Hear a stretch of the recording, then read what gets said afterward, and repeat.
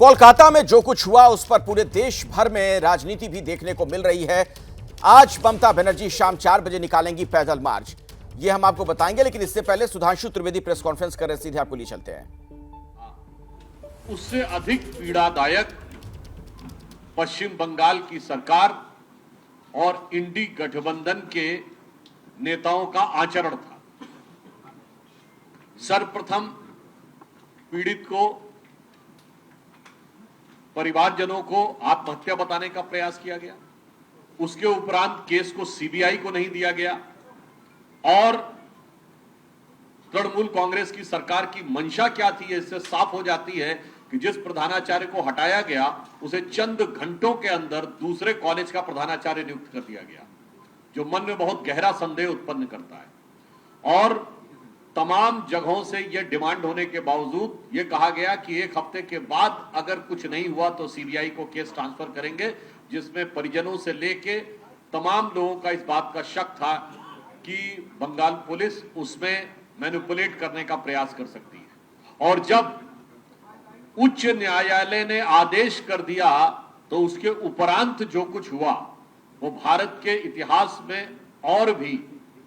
गंभीर और गहरे प्रश्न चिन्ह खड़ा करता है कि प्रदर्शन की आड़ में कुछ तत्वों ने घुसकर जिस प्रकार से चिकित्सकों के साथ मारपीट की, उसकी हम कड़े शब्दों में निंदा करते हैं, परंतु उसके साथ ही साथ यह पूरा संदेह हुआ कि यह तथ्यों को मिटाने का, साक्ष्यों को मिटाने का एक षड्यंत्र हो सकता है,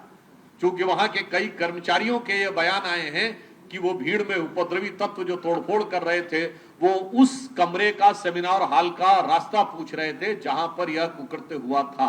अर्थात आज का विषय एक घटना नहीं है, एक मानसिकता है। और यह मानसिकता पश्चिम बंगाल में आज से नहीं चल रही है। 2012 में संतारगाछी की घटना हो, 2013 में कामधुनी की घटना, 2014 में वीरभूमि, 2015 में कंधमाल, 2015 में पार्क स्ट्रीट का सामूहिक बलात्कार कांड हुआ हो, 2020 में एक आदिवासी कार्यकर्ता जो भारतीय जनता पार्टी की थी उसके साथ दुष्कर्म किया गया, 2021 में चुनाव संपन्न होने के बाद जो हुआ वो तो पूरे देश ने देखा, किस ढंग से सुनियोजित हिंसा राज्य सरकार के संरक्षण में हुई। और उसके बाद 2022 में हंसखाली, और इसी वर्ष आपको याद हो शाहजहां शेख किस शहंशाही अंदाज में पुलिस के संरक्षण में चलता हुआ दिखता था। वो लगता ही नहीं था कि पुलिस की हिरासत में है या पुलिस उसकी सिक्योरिटी में चल रही है। और आदिवासी महिलाओं के साथ इतने गंभीर आरोपों के बाद फिर जुलाई में हावड़ा का विषय हो, और आपको याद हो इस घटना से पहले उत्तरी दिनाजपुर में एक महिला को कोड़े से पीटा गया, और इसके बाद क्या कहा गया, वहां के विधायक हमीदुर रहमान के द्वारा कहा गया कि नहीं वो तो महिला का चरित्र खराब था, और यहां तक कि उसमें मजहबी कानून की दुहाई दी गई कि जो हो रहा था वो सही था। इसलिए हमने कहा वो मानसिकता थी जिसने बढ़ते बढ़ते आज आपराधिक तत्वों के हौसले इतने बुलंद किए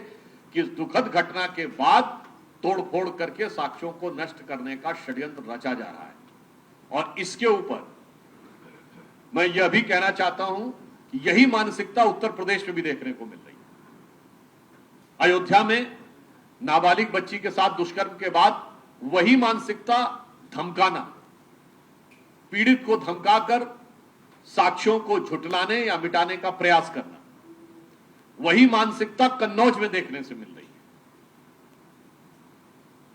और मानसिकता का प्रमाण और देखिए कि समाजवादी पार्टी की एक महिला नेत्री ये कहती हैं,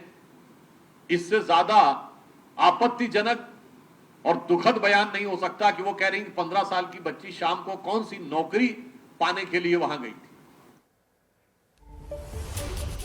सुधांशु त्रिवेदी को आपने सुना किस तरीके के गंभीर आरोप लगा रहे